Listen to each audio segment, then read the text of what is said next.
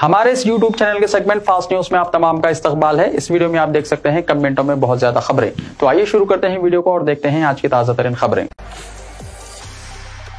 K.T.. Rama Rao का America में शानदार इस्तकबाल। भारत राष्ट्र समिति यानी बीआरएस के कारगुजार सदर के.टी. रामाराव का अमेरिका के 2 रोज़ा दौरे के सिलसिले में डलास एयरपोर्ट पहुंचने पर अमेरिका में मुकीम बीआरएस एनआरआई नुमाइंदों और बड़ी तादाद में तेलंगाना के गैर मुकीम हिंदुस्तानियों ने पुरतबाक इस्तकबाल किया। वो इतवार के दिन फ्रेस्को के कोमेरिका सेंटर में शाम 4 बजे यानी हिंदुस्तानी वक्त के मुताबिक 3 जून सुबह 3 बजे बीआरएस की सिल्वर जुबली और यौम तासीस से तेलंगाना की तकारीब में शिरकत करेंगे।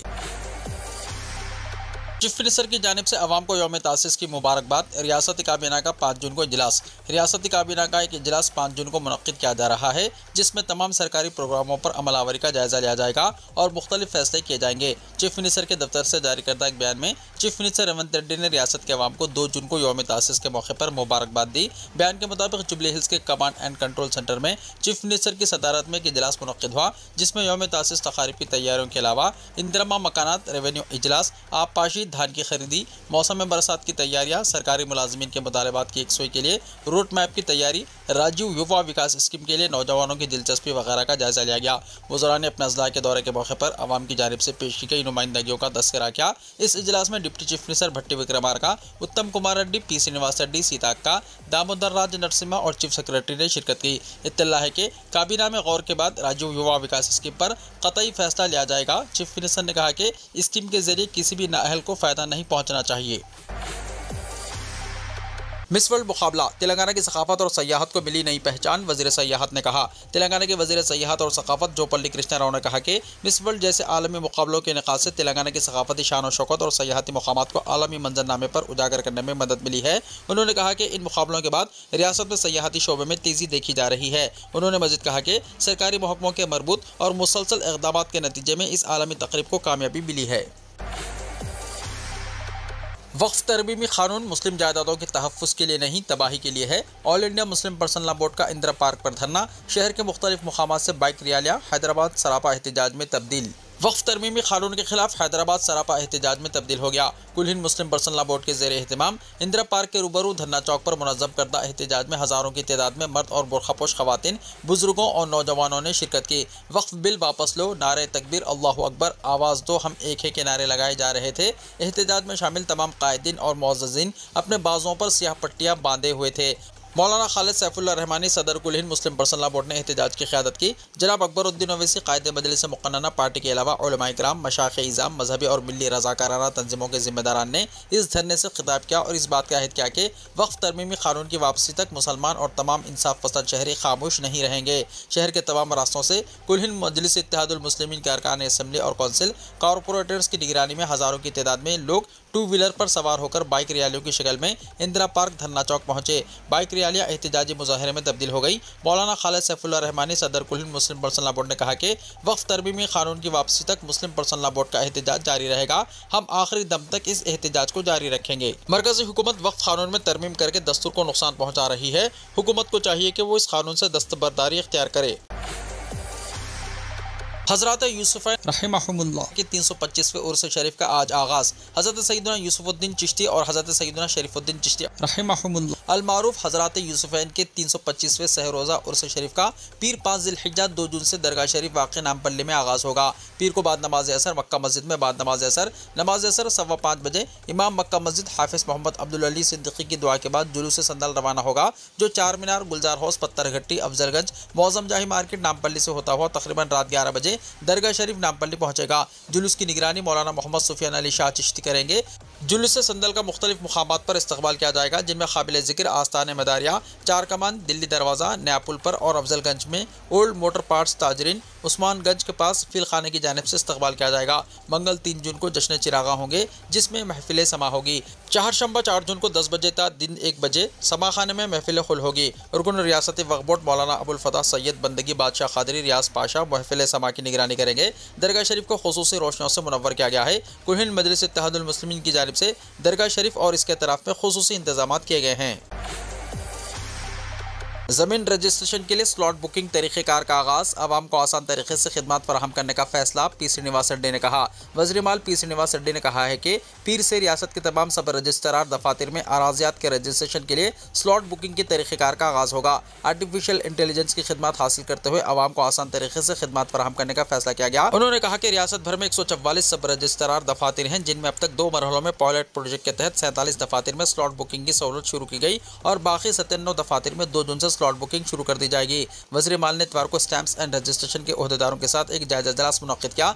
इस मौके पर खिताब करते हुए श्रीनिवास रेड्डी ने कहा कि जायदादों की खरीद और फरोख्त के दौरान होने वाले रजिस्ट्रेशन के अमल को कम से कम वक्त में और शफाफ तरीके से अंजाम देने के लिए स्लॉट बुकिंग के तरीक़ेकार को शुरू किया गया है। इससे बदउनवानियों को भी रोका जा सकता है। उन्होंने कहा कि स्लॉट बुकिंग के तरीक़ेकार को मुतारिफ करने के बाद इसके अच्छे नताइज बरामद हुए हैं। पायलट प्रोजेक्ट की रिपोर्ट के मुताबिक स्लॉट बुकिंग के तरीक़ेकार से 94% अफराद ने इत्मीनान का इजहार किया। पहले मरहले में 22 सब रजिस्ट्रार दफातर में 10 अप्रैल से आज तक 30,592 डॉक्यूमेंट्स और दूसरे मरहले में 25 सब रजिस्ट्रार दफातर में 12 मई से आज तक 14,099 डॉक्यूमेंट्स के रजिस्ट्रेशन हुए। इस तरह मजमूई तौर पर स्लॉट बुकिंग के जरिए 45,191 डॉक्यूमेंट्स के रजिस्ट्रेशन किए गए। स्लॉट बुकिंग की वजह से 3,000 से ज्यादा डॉक्यूमेंट्स रजिस्टर हुए हैं। उन्होंने कहा कि कांग्रेस हुकूमत अवाम और दानिश्वरों की राय हासिल करते हुए कोई भी मामले में फैसला ले रही है। अवाम को मुतमईन करने वाली खिदमत ही फराहम करने का निशाना मुकर्रर किया गया है। उन्होंने मजीद बताया कि तमाम सब रजिस्ट्रार दफातर में स्लॉट बुकिंग के तरीक़ेकार से artificial intelligence chat bot Midha 8247623578 WhatsApp number को भी मुतारिफ किया गया। इस नए तरीक़ेकार की वजह से अपनी जायदाद का रजिस्ट्रेशन करवाने वाले अफराद के शुकूक दूर होंगे। इसके अलावा रजिस्ट्रेशन के दफ्तर का लोकेशन, स्लॉट बुकिंग खाली होने की तफसीलात और वक्त को भी बचाया जा सकता है। गिफ्ट डीड, सील डीड पर रजिस्ट्रेशन के चार्जेस, मार्केट की शरह और दीगर तफसीलात से आर्टिफिशियल इंटेलिजेंस चैटबॉट मिधा के जरिए हासिल किए जा सकते हैं। हैदराबाद में प्रॉपर्टियों के रजिस्ट्रेशन में 12% की कमी। हैदराबाद में रिहायशी जायदादों के रजिस्ट्रेशन में 12% की कमी वाक़ हुई है। सरकारी ज़राए के मुताबिक अप्रैल 2025 में हैदराबाद में जायदादों के रजिस्ट्रेशन के रुझान में कमी देखी गई। बताया जाता है कि गुज़िश्ता साल अप्रैल के मुकाबले में रजिस्ट्रेशन में 12% की कमी और रजिस्टर करदा जायदादों की मालियत में 4% की कमी दर्ज की गई। रियल इस्टेट शोबे में मनफी रुझान के नतीजे में हैदराबाद में रजिस्ट्रेशन की सरगर्मियाँ मुतासर हुई हैं। 1 करोड़ से ज़्यादा मालियत की जायदादों के रजिस्ट्रेशन में 2% का इजाफा हुआ है। गुज़िश्ता साल अप्रैल में जायदादों के रजिस्ट्रेशन में 12% का इजाफा हुआ था। 1 करोड़ से ज्यादा मालियती जायदादों के रजिस्ट्रेशन में गुज़िश्ता साल के मुकाबले 3% का इजाफा हुआ है। रंगारेड्डी जिले में जायदादों का रजिस्ट्रेशन 48% दर्ज किया गया, जबकि मलकाजगिरी में 36% रजिस्ट्रेशन हुआ। हैदराबाद और रंगारेड्डी में जायदादों की कीमत में 9% इजाफा दर्ज किया गया है। रियल इस्टेट ताजिरों को उम्मीद है कि आइंदा 1 साल में कारोबार में तेजी पैदा होगी और रजिस्ट्रेशन के रुझान में इजाफा होगा। तेलंगाना में बारिश का इम्कान। महकमा मौसमियात ने पेशकशी की है कि तेलंगाना के चंद मुकामात पर आइंदा 4 दिनों के दौरान 30 से 40 किलोमीटर फी घंटे की रफ्तार से तेज़ हवाएं चलने का इम्कान है। महकमे की जानिब से जारी करदा यौमिया मौसमी रिपोर्ट में बताया गया है कि आइंदा 7 दिनों के दौरान रियासत के मुख्तलिफ इलाकों में कहीं कहीं हल्की से मुतदिल बारिश या गरज चमक के साथ बूंदाबांदी हो सकती है। रिपोर्ट में कहा गया है कि आइंदा 3 दिनों के दौरान तेलंगाना में ज़्यादा से ज़्यादा दर्जा हरारत मामूल से 3 से 5 डिग्री सेल्सियस कम रहने का इम्कान है। अब तक रियासत में जुनूब मगरबी मानसून की सरगर्मियां कमजोर रही हैं। गुज़िश्ता 24 घंटों के दौरान तेलंगाना के 1 या 2 मुकामात पर बारिश रिकॉर्ड की गई है। इस दौरान तेलंगाना और इसके बालाई इलाकों में गैर मुतवक्को और शदीद बारिश की वजह से जोराला प्रोजेक्ट में पहली बार मई के महीने में पानी की सतह में इजाफा हो गया है। तारीख में यह पहला मौका है कि मई में ही जोराला डैम लबरेज हुआ है। इस सूरत हाल के पेश नज़र हुक्काम ने फौरी तौर पर जोराला के गेट खोलते हुए नीचे की सिमत पानी का अखराज शुरू कर दिया। अब्बास अंसारी को यूपी असम्बली से नाअहल करार दे दिया गया। उत्तर प्रदेश के रुकन असम्बली अब्बास अंसारी को, जो गैंगस्टर से सियासतदान बने मुख्तार अंसारी मरहूम के लड़के हैं, उत्तर प्रदेश असम्बली से नाअहल करार दे दिया गया। वो नफरत भड़काने के एक केस में खाती करार पाए थे। सरकारी ज़राए ने इतवार के दिन ये बात बताई। अब्बास अंसारी हल्का असम्बली मऊ की नुमाइंदगी करते थे। अब ये सीट मखलूआ करार दे दी गई है। ज़राए ने मीडिया को यह बात बताई। सहलदेव भारतीय समाज पार्टी यानी SBSP के रुकन असम्बली अब्बास अंसारी को खुसूसी MP MLA कोर्ट ने हफ्ते के दिन साल 2022 के हेट स्पीच केस में 2 साल कैद की सजा सुनाई थी। अवामी नुमाइंदगी कानून के तहत अगर अदालत किसी रुकन असम्बली को 2 साल या उससे ज़्यादा जेल की सजा सुनाती है तो उसकी असम्बली की रुकनीत खत्म हो जाती है। अब्बास अंसारी 2022 में पहली मरतबा SBSP के टिकट पर मऊ सदर हल्के से रुकन असम्बली बने थे। उस वक्त उनकी पार्टी समाजवादी पार्टी के साथ थी। फिलहाल वो BJP की ज़ेर क़यादत मरकज़ी हुकूमत की हलीफ है और रियासत ने उसके पार्टी सदर काबीनी वजीर हैं। अब्बास अंसारी से पहले उनके वालिद मुख्तार अंसारी ने अरसे तक हल्का असम्बली मऊ सदर की नुमाइंदगी की थी। बांदा जिले जेल में कैद के दौरान मुख्तार अंसारी मार्च 2024 2024 में कल्ब पर हमले की वजह से इंतकाल कर गए। रब्त पैदा करने पर SBSP के सरबराह ओम प्रकाश राजभर ने इतवार के दिन PTI को बताया कि अब्बास अंसारी इनकी पार्टी के रुकन असम्बली है। अदालत ने अपना फैसला सुनाया है, हम अपना मौक़िफ़ बयान करने के लिए हाई कोर्ट जाएंगे। अब्बास अंसारी के नाअहल करार पाने के बाद SBSP के पास 403 रुकनी यूपी असम्बली में 5 अरकान असम्बली रह गए हैं। उत्तर प्रदेश असम्बली की वेबसाइट के मुताबिक जारी 18वें असम्बली में नाअहल करार पाने वाले दिगर अरकान में आजम खान समाजवादी पार्टी, उनके बेटे अब्दुल्ला आजम समाजवादी पार्टी, हाजी इरफान सोलंकी समाजवादी पार्टी, विक्रम सिंह BJP और राम दुलार BJP शामिल है। पाकिस्तान के लिए जासूसी, 8 रियासतों में NIA के धावे। कौमी तहकीकाती एजेंसी ने पाकिस्तान से जुड़े जासूसी के केस में 8 रियासतों में 15 मुकामात पर तलाशी की कार्रवाइयां अंजाम दी। एक बयान में NIA ने कहा कि दिल्ली, मुंबई, उत्तर प्रदेश, हरियाणा, राजस्थान, छत्तीसगढ़, आसाम और मगरबी बंगाल में पाकिस्तान के इंटेलिजेंस के कारिंदों के साथ जुड़े मुश्तबा अफराद के ठिकानों पर छापे मारे गए। तलाशी की कार्रवाई के दौरान बहुत से इलेक्ट्रॉनिक गैजेट्स और हसास मालियाती दस्तावेजात के साथ दीगर काबिल इतराज़ सामान जब्त किए गए। NIA की तहकीकात के मुताबिक मुश्तबा अफराद का पाकिस्तानी कारिंदों के साथ राब्ता था और वो भारत में जासूसी की सरगर्मियां अंजाम देने के लिए एक वसीले के तौर पर काम कर रहे थे। NIA ने एक मुल्जिम शख्स की गिरफ्तारी के बाद केस दर्ज किया था, जो साल 2023 से पाकिस्तान इंटेलिजेंस के कारिंदों को हसास मालूमात फराहम कर रहा था और कौमी सलामती से मुताल्लिक अहम मालूमात इफ्शा करने के बदले में भारत में उसे मुख्तलिफ वसीलों से फंड्स हासिल हुए थे। इस केस के सिलसिले में मज़ीद तफ्तीश जारी है।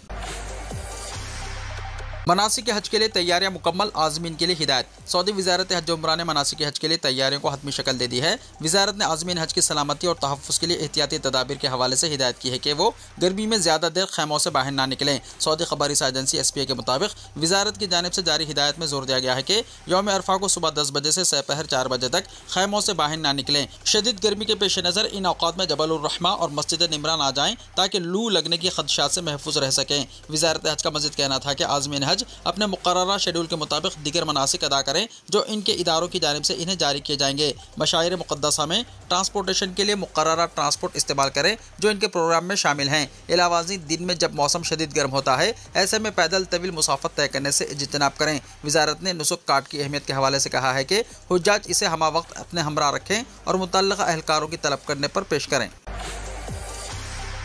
परमिट के बगैर हज की कोशिश, 2,69,000 अफराद को रोक दिया गया। सऊदी अरब ने परमिट के बगैर हज के लिए मक्का मुकर्रमा में दाखिल होने से 2,69,000 अफराद को रोक दिया है। सऊदी ओहदेदारों ने इतवार को ये बात बताई। फिलहाल 1.4 मिलियन मुसलमान सरकारी एदाद-ओ-शुमार के मुताबिक मक्के में जमा हैं और आने वाले दिनों में मज़ीद आज़मीन पहुँचेंगे। मनासिक हज का आगाज़ 5 जून से होने वाला है। दुनिया भर से आज़मीन हज के मक्का पहुँचने का सिलसिला जारी है।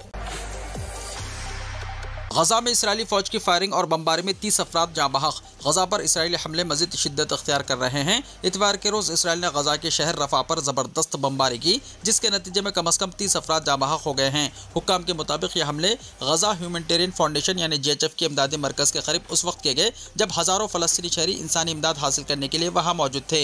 हमले में 30 अफराद मौके पर ही हलाक हो गए, जबकि 115 से ज़्यादा अफराद ज़ख्मी हुए। ज़ख्मियों को हॉस्पिटल मुंतकिल करके तिब्बी इमदाद दी जा रही है। इस वाक़े पर हमास ने शदीद रद्दअमल देते हुए कहा कि इसराइली फौज ने भूखे अवाम को इंसानी इमदाद देने के बहाने इन पर इज्तिमाई कत्ल की कार्रवाई की है। तहम तिल अबीब यानी इसराइल की जानिब से ताहाल कोई सरकारी बयान जारी नहीं किया गया। काबिल जिक्र बात यह है कि यह हमला ऐसे वक्त में हुआ है जब अमेरिका की तरफ से तजवीज़ करदा 60 दिन की जंगबंदी की पेशकश को हमास ने कबूल कर लिया था और इसराइल भी पहले ही इससे इत्तेफाक कर चुका था। तहम हमास ने जंगबंदी की कुछ शराइत में तरामीम की तजवीज़ दी है। वाज़ेह है कि अक्टूबर 2023 से जारी इसराइल हमास जंग के दौरान अब तक गजा में 54,000 से ज़्यादा अफराद हलाक हो चुके हैं, जैसा कि मुकामी हुक्काम ने इत्तला दी है। हालिया दिनों में इसराइल ने महदूद मिक़दार में इंसानी इमदाद की इजाज़त दी है, मगर अक़वाम मुत्तहिदा और दिगर इदारे इसे नाकाफ़ी करार दे रहे हैं। वीडियो को लाइक शेयर कीजिए और हमारे इस YouTube चैनल को सब्सक्राइब करते हुए इसके बेल आइकॉन को भी प्रेस कर लीजिए ताकि ऐसी ही ताज़ा तरीन खबरों का नोटिफिकेशन सबसे पहले आपको मिलता रहे।